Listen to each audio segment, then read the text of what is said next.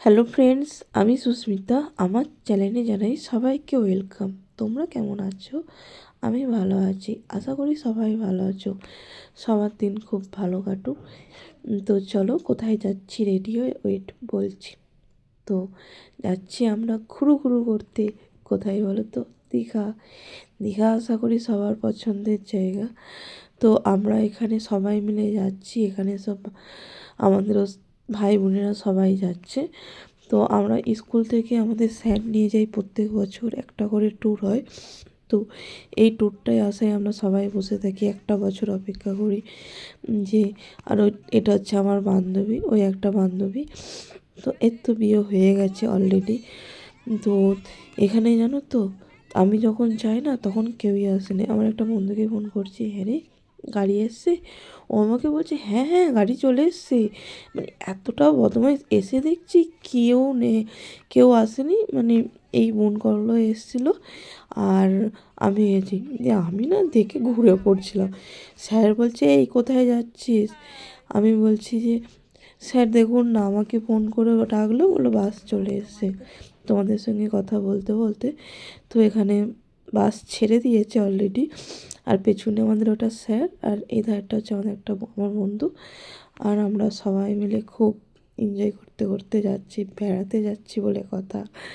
তো প্রচুর মজা হয়। সত্যি কথা বলতে কি, বাবা মায়েদের সঙ্গে গেলে একরকম মজা হয়, কিন্তু বন্ধু বান্ধবদের সঙ্গে গেলে আরও রকম মজা হয়। মানে দুটো মজাই হয়, কিন্তু দুটো মজা দুরকম। দুটো মজার মধ্যে তফাৎ আছে। এখানে আছে শুধু মানে সব বন্ধু কটা নিজেদের বন্ধুরা সবাই মিলে আনন্দ করি প্রচণ্ড পরিমাণে। তো দেখো, আমাদের তো খুব মজা হচ্ছিল। তো এখানে কি বলো তো, সবাই মিলে মানে আমরা বেরিয়ে পড়েছি। প্রথমে যাব, বাসটা দাঁড়ালো, প্রথম যাচ্ছি আমরা কামারপুকুর। হ্যাঁ কামারপুকুর না, জয়রামবাটি। তো এটা হচ্ছে জয়রামবাটি। হ্যাঁ, শ্রী শ্রী সারদা মায়ের মন্দির। দেখো আমি রামকৃষ্ণ মিশন গিয়েছি, তো সারদা মিশনটা আমার যাওয়া হয়নি গো। রামকৃষ্ণ মিশনটা আমি দুবার গেছি। প্রথম একবার গেছি আমি আমার বোনপোর অ্যাডমিশনের জন্য কথা বলতে, আর দ্বিতীয়বার গেছিলাম আমার মায়েদের সঙ্গে। মানে প্রথমবার যখন দীঘা যায় তখন কামারপুকুর হয়ে তারপর দীঘা ঢুকেছিলো। ওখানে জানো তো, ভেতরে যেহেতু ক্যামেরা সেইভাবে অ্যালাউ নেই, তো আমি ভেতরে ক্যামেরা করতে। আর ওখানে জায়গাটা খুব সুন্দর জায়গা, মানে শান্ত স্নিগ্ধ ও পরিবেশ, খুব সুন্দর পরিবেশ। তো আমরা ওখান থেকে ঘুরে বাসে উঠে পড়েছি। দেখো আমাদের দীঘার উদ্দেশ্যে ছেড়ে দিয়েছে গাড়ি। তো এইখানে দেখো সবাই কীরকম নাচছে বোতল নিয়ে। কি গানটা বেশ লেগেছে, আই থিঙ্ক মাতাল কুদো নাকি একটা বেশ গানটা। যাই হোক, ওখান থেকে বেরিয়ে তো একটা জায়গায় গাড়ি হল্ট করলো। তো আমরা এখানে দাঁড়িয়ে আছি, আর খুব ঠান্ডা লাগছে। মানে এখানে জায়গাটা অনেক, ওখানে জায়গাটা কি বেশ, জায়গাটা নামটা আমার ঠিক মনে নেই। আমরা দাঁড়িয়ে আছি, আর দেখো এটা হচ্ছে আমার বান্ধবী, ওটা হচ্ছে আমার বান্ধবীর বর, আমাদেরই বন্ধু হয়। দিয়ে এটা হচ্ছে একটা ভাইপো আছে, হাই কর। দিয়ে দেখো আমরা কথা বলতে বলতে আমরা চলে এসেছি দীঘার কাছে। এটা হচ্ছে দীঘার, আমরা যখন গিয়েছিলাম দীঘার মন্দিরটা উদ্বোধন হয়নি সেবারে। মানে তখন উদ্বোধন হয়নি, আমরা ঘুরে আসার পর দীঘার মন্দিরটা উদ্বোধন হয়েছে।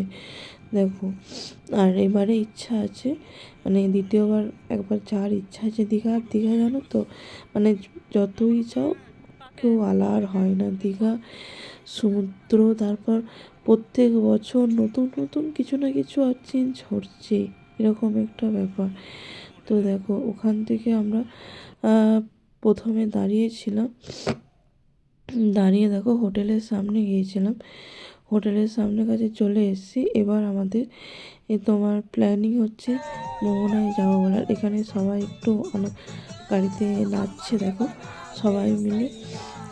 আমরা সত্যি কথা বলতে কি, বন্ধুরা সবাই ফুল এনজয় করেছি, যার মতো এনজয় করলো। আর আমাদের স্যার তো মানে ঘুমাতেই ব্যস্ত।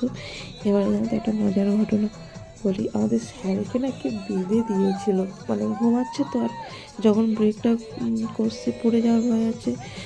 স্যার, আমি যখন মানে বাইরে গিয়েছিলাম, তো বাসটা যখন দাঁড়ালো, বাইরে গিয়েছিলাম, ওমা উঠে দেখছি না স্যারকে কে বেঁধে দিয়েছে। আমার একটা বান্ধবী বলছি, আচ্ছা শোন একটা জিনিস দেখতে, বলছি কী, বলছি এ বাবা স্যারকে কী করে বাঁধলো বল না। আচ্ছা আমি কী করে বলি বল।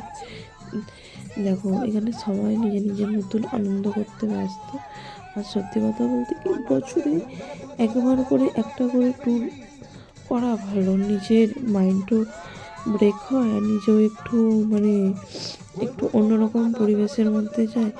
আর মানুষের প্রতিদিন নিত্য জীবন একঘেয়েমি কারোরই ভালো লাগে না। এই উইন্টার সিজনে একটু ঘুরতে যেতে সবারই ইচ্ছা করে, ঘুরতে কে না ভালো লাগে, ভালোবাসে। আমি তো ঘুরতে খুবই ভালোবাসি। তো আমার জীবনে ইচ্ছা আছে যে সব কটা জায়গা ঘোরার, জানি না কতটা ড্রিম ফুলফিল হবে, তো চেষ্টা করব। ভগবান যদি সাথ দেয় সবই হবে, এরকম একটা ব্যাপার। দেখো ওখান থেকে আমরা বেরিয়ে তো আমরা মোহনায় চলে এসেছি। মোহনা থেকে দেখো আমরা যখন গিয়েছিলাম না অন্ধকার, তখন কটা বাজবে, ভোর 5টা বাজবে। আমরা মোহনায় গিয়েছিলাম, তখন দেখছি সূর্য ওঠেনি, সূর্য উঠছে কটায়, ওই 6:30টার দিকে সূর্য উঠছে। আমরা তখন অন্ধকার, আমরা সেই তাকিয়ে আছি সূর্যের দিকে, কখন সূর্যটা উঠবে, এরকম একটা ব্যাপার। আর সত্যি কথা, প্রথমবারে যখন গিয়েছিলাম তো সূর্য ওঠাটা দেখতে পাইনি গো, মানে সৌভাগ্য হয়নি। আর দ্বিতীয়বার যখন গেলাম এবার ভেবেছিলাম মোহনা থেকে ঘুরেই আসবো, সূর্য ওঠাটা দেখেই আসবো। আর সত্যি কথা বলতে সবই ভালো, ওখানে মাছের আড়ত না, আমার এত কষ্ট হচ্ছে সামনে দিয়ে গেলে, মানে কি বলবো। আর যেহেতু আমি মাছ খাই না, তো আমার একটু প্রবলেম হবে। আর এখানে দেখো সবাই ভিডিও করতে ছবি তুলতে ব্যস্ত। আমরা মোহনা থেকে ঘুরে আমাদের যে হোটেলটা নিয়েছিল আমরা সেখানে চলে এসেছি। আর এই হোটেলটা নিয়েছিল, হোটেলটা কেমন জানিও। তো আমরা হোটেলের বাইরে দাঁড়িয়ে আছি, তো এখনও ওখান থেকে এবার লিফটে করে সবাই যাচ্ছে, যেহেতু মালপত্র ঢুকছে তো তাই সবাই মিলে যাচ্ছে। আর দেখো সবাই যে যার রুমে ঢুকে পড়েছে।